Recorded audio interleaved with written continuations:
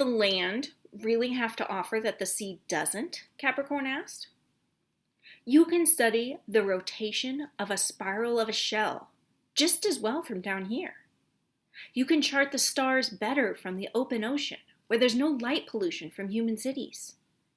You can relax on the lovely sand of the reefs, or bask in the thermal vents if that's what you're looking for. They don't have thermal vents on land.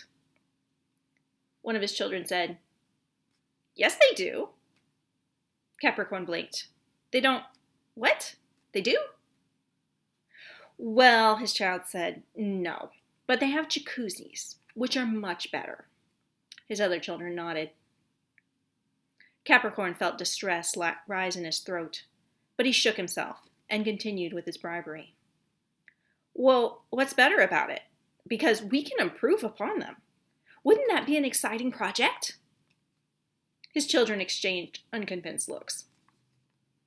Have I taken you to the ancient undersea library in the Tonga Trench? Yes. Oh, have you seen the diamond fields off the coast of Angola? Yes. Have you been to the wreckage of the HMS Endeavour? That's fun. We've been twice. Capricorn rubbed the frustrated muscles wrinkling between his eyebrows with a tail flipper. Look, he said, if you spend too long on land, you'll turn into a land goat. You'll lose your beautiful tail, your ability to swim, to breathe underwater, to speak with the fish, to speak at all. You'll forget you were a sea goat, and everything you are will fade away.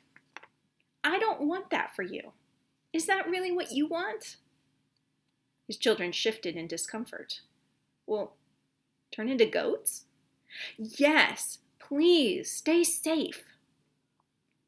His children shifted again. Finally, he'd reached them. One of his children spoke up, their voice uncertain. That doesn't sound like a real thing. Capricorn groaned. We're gonna go to the beach now. Capricorn was not giving up. He was never giving up. You'll change your mind, he declared. I'm not giving up. I'll convince you. I'll find you treasure beyond your wildest dreams, even as you wade up onto the shore. I'll shout what fun I'm having, what marvels I can see from the ocean, even as you roll in the sand. I'll lure you into the surf with nonsense things to chew on, even as you bleat at me without recognition. And he did. The last of his children struggled in the water, kicking ineffective feet, eyes wide in panic, head bobbing at the surface with gasps and frightened cries as he both attempted not to drown and attempted to get the sailcloth that Capricorn had offered him to eat. Oh, good grief, this just would not do. Capricorn sent a wave that washed his son onto the beach. When he stood on wobbly legs and shook himself before trotting off further away, Capricorn sighed. He turned back time and tried again. Why do you want to be a land goat? Capricorn asked. How could that possibly be something you want? I don't get it. Please explain it to me. His children's tails flipped in agitation and confusion. A land goat? What are you talking about?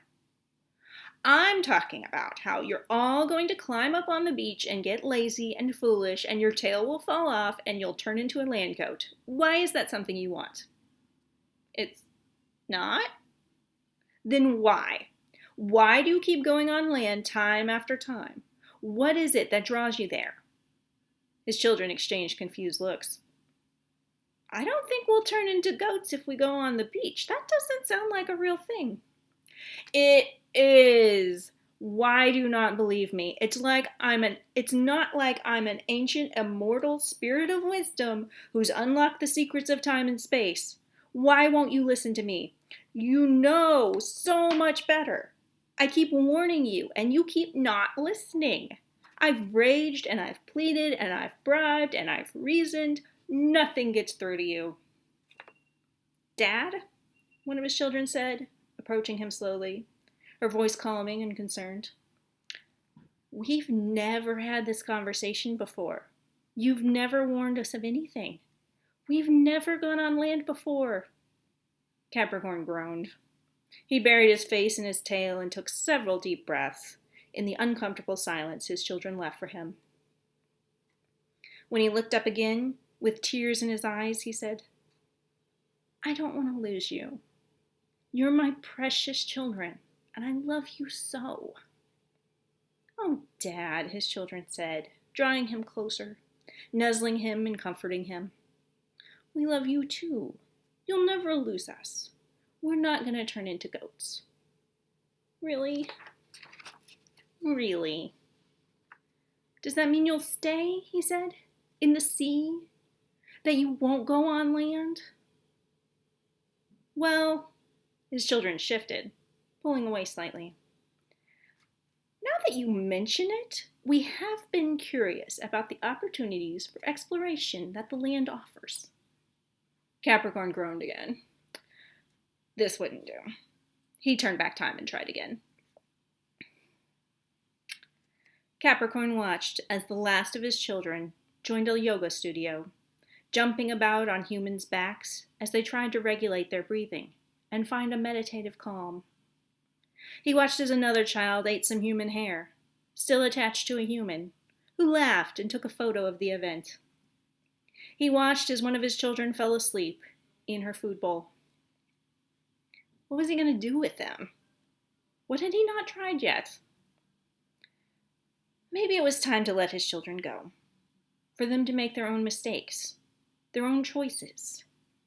Maybe it was time for them to grow up. Maybe it was time to let go.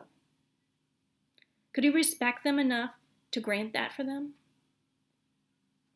No, that wouldn't do. He turned back time and tried again.